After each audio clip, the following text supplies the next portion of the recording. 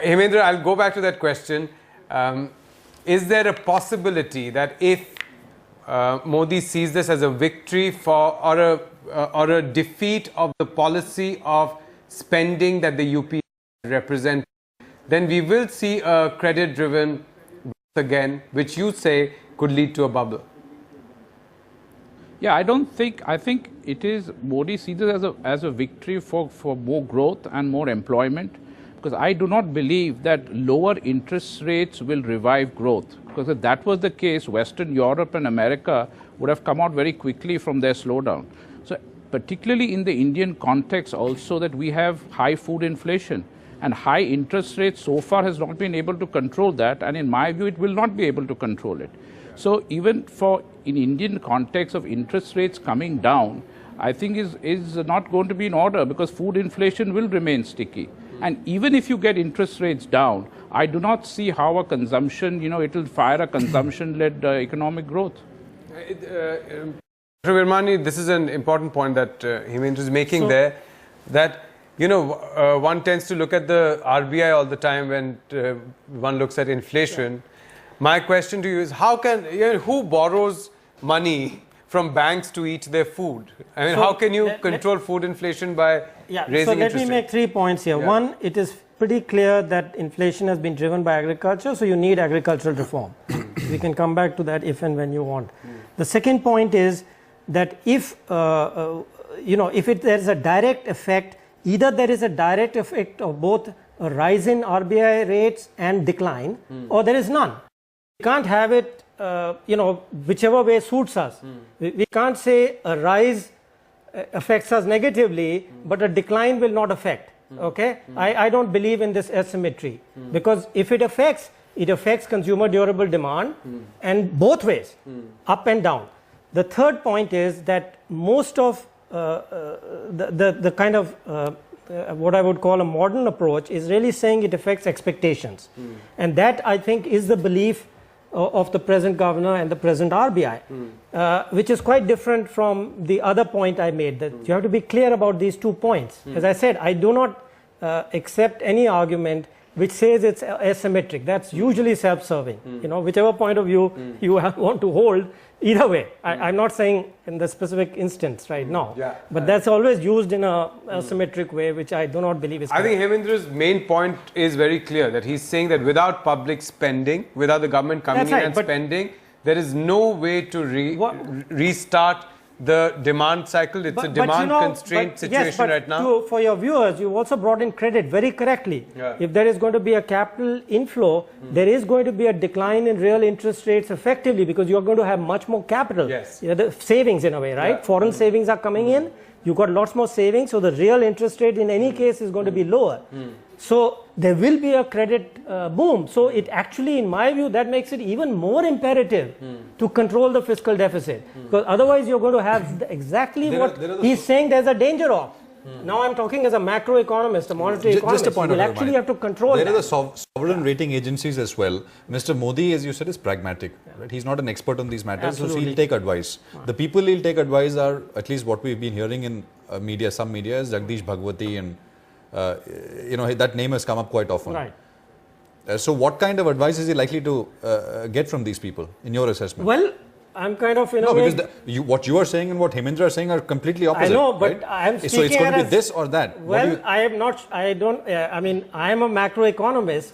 I'm giving you one macroeconomic view, and that's why the finance minister is very important. I think similar to what Jagdish Bhagwati or Panagaria would mean. Depends on who he listens to. But I think there has to be a rider. We have no idea. Mr. Modi invited them, or they said that they kind of sort of they've appeared in the media to say that they're willing to help. Hemendra, you have a view on this? Regarding, sorry? No, so the kind of people who sort of who he'd tend to listen to. Yeah, now, if he gets a Bhagwati, then obviously, you will not get public spending as the strategy. The only way, point was that if you get foreign capital in, that is one way of financing your growth. And that, to me, was the main driver of India's high growth. However, you must bear in mind that that is foreign private, capital led, which is not in your control.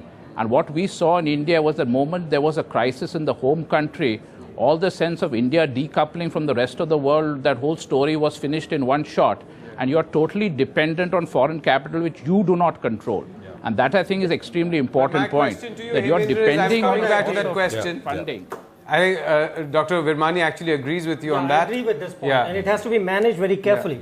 But the point that I was coming to again is that, is there a possibility that given the kind of advice that he's likely to get, that Mr. Modi will follow a policy which is exactly the opposite of what you want right now, and as foreign capital starts coming in, we will see some sort of a credit-driven bubble? Is there a definite possibility there, or a distinct possibility? Yes, there is such a possibility, because if you see India's high growth, which started in, say, 04, 05, according to me, it was triggered by foreign capital entering all emerging economies. And then you will find how banking credit in India also took off. You started getting massive retail credit expansion, which was not there earlier. So in the end, it is like you actually need a bubble to come out of your present problem. But the problem is, if that bubble bursts, you may be in a worse off problem thereafter. Yeah.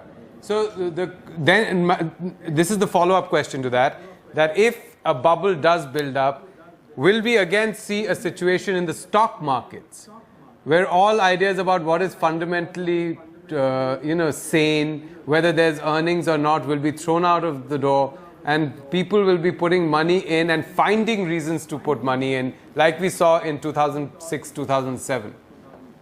Most definitely, in any kind of bullish phase where the fundamentals don't justify, then you'll use the classic things like eyeballs, which were used in the internet boom, when IT, that you value the company based on the number of eyeballs they had. So you always get this. But the point is and this, in that India, if we you're saw going to be valuations dependent based on on foreign possible capital, demerger, Land land bank, and then there was always a rider which said the land bank has still not been turned into something which can be sold. right, and the sum of parts being much more than the whole. Yeah. So all these kind of valuation tools, Blue sky valuation. Blue sky, I belong to replacement that cost. community. We become extremely creative. So that is all part and parcel of the game. But my question to you is it worth actually for our viewer, our retail investor, to be aware that there can be such booms which will last for about 18 months, and to ride it out and make some money? Oh, definitely, you can have such booms. So the only thing is, it depends at at what point of the cycle you get into. Of course, one never really knows whether it's an actual fundamental improvement or whether that's a bubble. You only know that retrospectively. Dr. Virmani, from here on, would you expect one-off big bang reforms from this government, or would you expect a clear articulation of the roadmap to revive growth, manufacturing, etc.? So the answer is no. I do not expect big bang reforms, and it goes back to what I said is my understanding of Mr. Modi. That he is not ideological. He's pragmatic. So it's not that these big ideas will appeal to him. It has to be what is the results you want to achieve. What is the best way to do it? And if that happens to involve reform, yes, certainly, he can be persuaded quite easily. Somebody, I think Madhav mentioned earlier, by the way, he lost a bet to me, which we had December 2012 on the rupee. But anyway, it's a matter of, for example, a banking reform, you can go from either saying, oh, we need to reduce the limits from 50 to something else, or you can say we need to recapitalize the banks, and if we look forward, the banks have to play a much bigger role, so you sell equity to finance that thing rather than increasing your fiscal deficit. So the pragmatic approach will work. You were pointing out the other day about the RBI's... The paper which has just been put out, right? Yes. JP Naik, who said that government needs to sell down equity below 50. In my January 1st thing which I did for a newspaper, that's I had put it in a policy type of way, which is say you have to do this to stimulate growth drivers. But that's not how he would think. He would be more come from a practical side. That's all I'm saying. And therefore the advice becomes quite important. Hemendra, so you got Raghuram Rajan at the RBI, right? Who really wants to free up the financial sector, right? And the financial sector is very happy with Raghuram Rajan. And you got Mr. Modi, who is, big business really likes him. Actually, all business really likes him. So, I guess it's the same question which you answered a while back in a different way. It's a potent combination, this coming together. Oh, it is very potent, and I think only one can survive that, because it's very difficult for the government, if it wants to increase expenditure, and the governor telling them that, if you increase the fiscal deficit, I'll keep interest rates high. So obviously you're working at cross purposes. So either one has to change their view, either one has to, relinquish their post. Because you cannot have, in such a situation, you cannot have two government entities working at cross purposes. No, but I mean, we went with the assumption that if people like Jagdish Bhagwati are there in the government, it's unlikely that the government is going to lose focus on the fisc. And then there is always this bogey of sovereign rating, etc.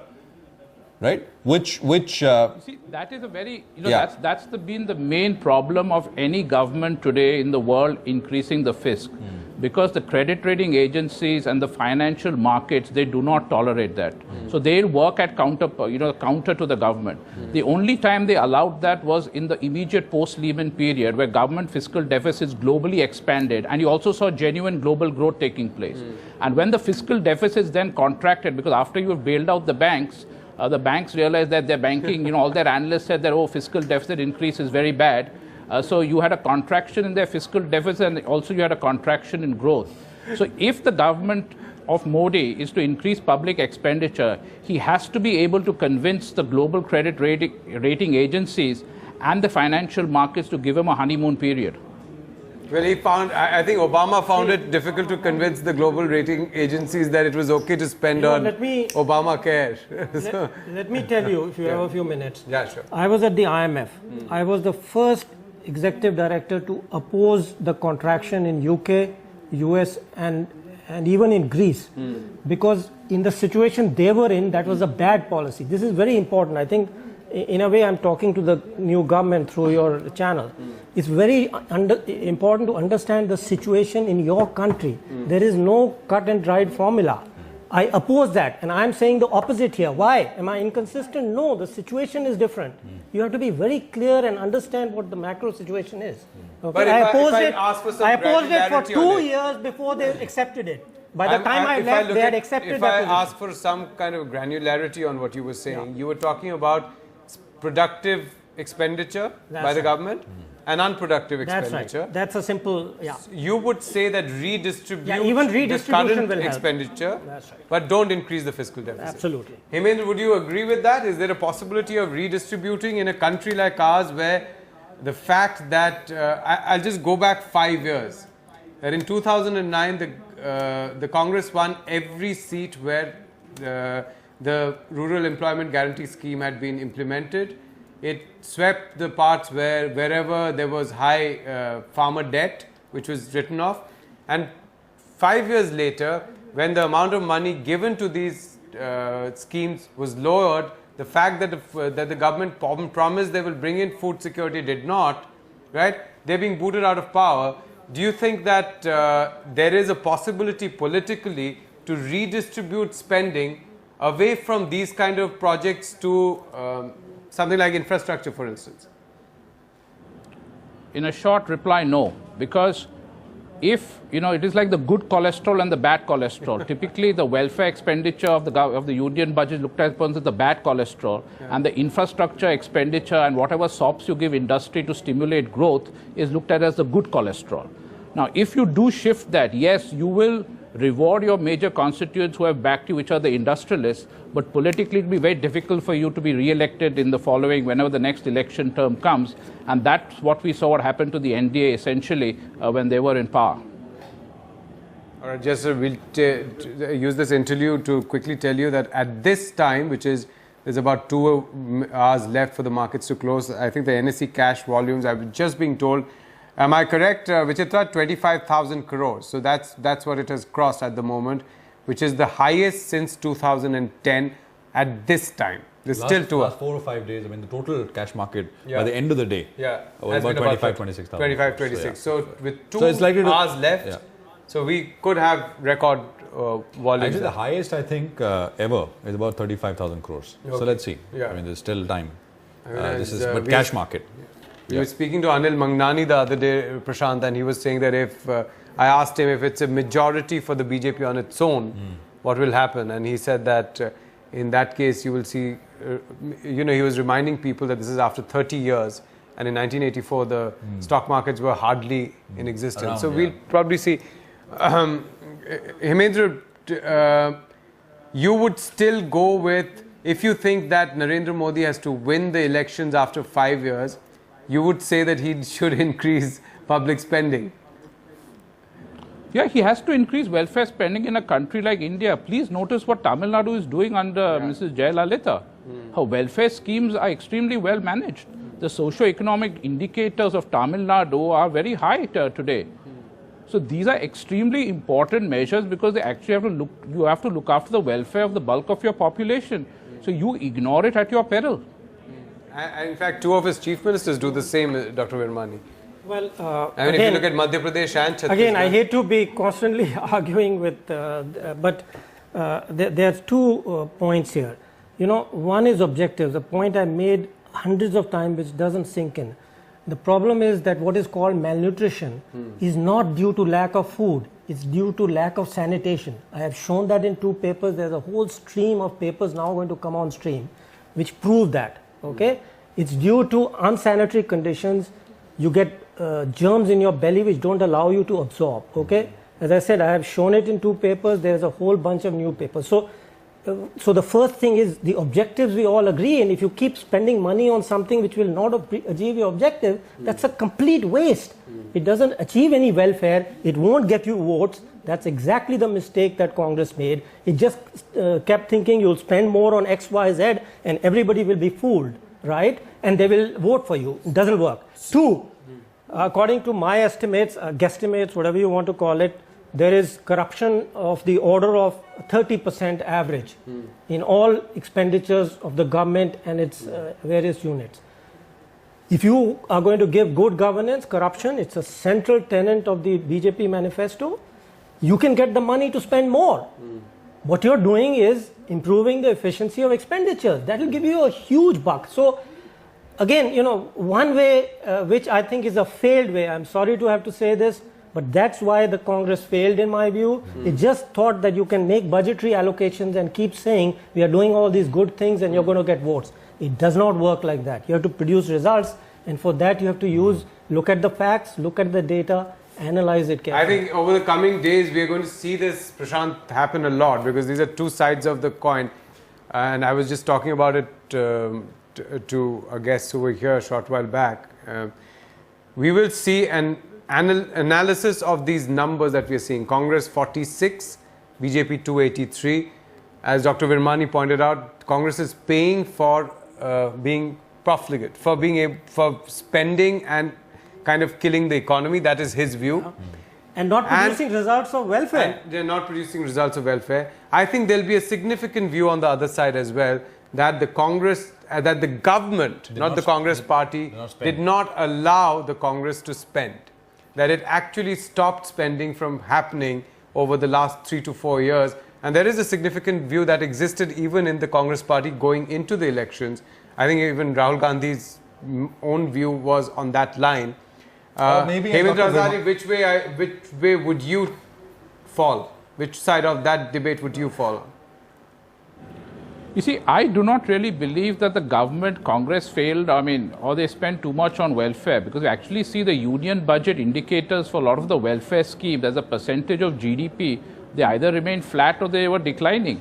So that is exactly what I do not believe that I'm it asking was you that specific question, that there is a lesson to be drawn from today's results, and there will be a debate that essentially the Congress is paying for a socialist frame of mind, where they said that go and give handouts and you will win elections. And there will be the other side within the Congress party which will say that because the Manmohan Singh Chidambaram government, Manmohan Singh Chidambaram duo did not actually give money for these social welfare schemes, we lost. Which side would you fall off? Which side of that debate would you fall on? I think it would be the latter, in my view. It would be... Because I think today the growth has been a major problem, employment has been a major problem with the citizens of this country. And welfare measures, contrary to what people think, have really not seen a tremendous percentage increase as a percentage of GDP. In fact, it has fallen in some cases. You were talking about, Dr. Virmani, you were talking about how malnutrition is being caused by lack of sanitation. There are studies which, I don't know if you agree with them, but studies which show that actually almost on all kinds of food items, there's been a reduction in per capita availability. The cereals, I have tested all those things in my 2 papers. It does not work. That explanation doesn't work statistically. Okay. I mean, I'm not saying agree. I have papers. All right. I mean, okay. The final question before we let you gentlemen go, you've been waiting for a long time. This is over the way in which politics is now going to be rewritten in India. For the first time, a non-Congress single party, the Janata Party, yes, it did get a majority, but it was actually a conglomeration of various parties which came under a single umbrella in 1977 against the emergency. For the first time, a non-Congress party in 30 years has ended up with a majority, right? It is a certain kind of politics which you said is right of the center.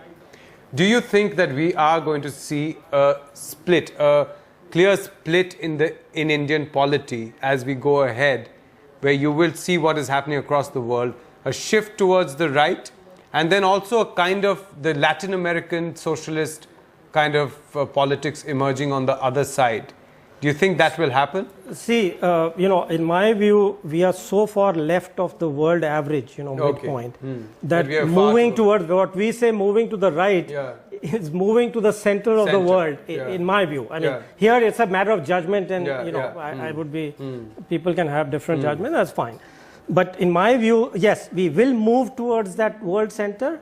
I think it's the start of a process. I actually, about a year ago, I wrote something which, and I talked about it. I said there is a change. Let me put it very simply. What we've had over the last 10 years in average is a kind of a doubling of per capita income growth if you compare it to the previous 30 years. Now that means that the average income doubles within 10 years instead of 20 years. So this is something that a common man, unlike us, they don't look at statistics. They don't look at your numbers over here, right? This is something you can feel and you can see it happening. So this is the big change. But on the other hand, there are also estimates which say that across the world there has been No, let's forget the word. I'm talking about India. You're talking about India. India. Okay, let's say about India that since income disparity has increased so much that the average does not tell you the story. I don't know what you mean by income disparity. We have, all our stuff is based on consumption distribution. Those are marginal changes. If you look at the percentage change, everything else we look at percentages, but we get a 0.2 number change in the distribution parameter and we say it's a big change. Yes, it is a change.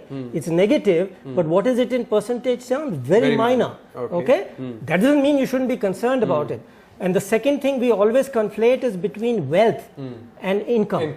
Okay, what you do see, and which is a problem, which again one has analyzed, the problem is about wealth distribution coming from land.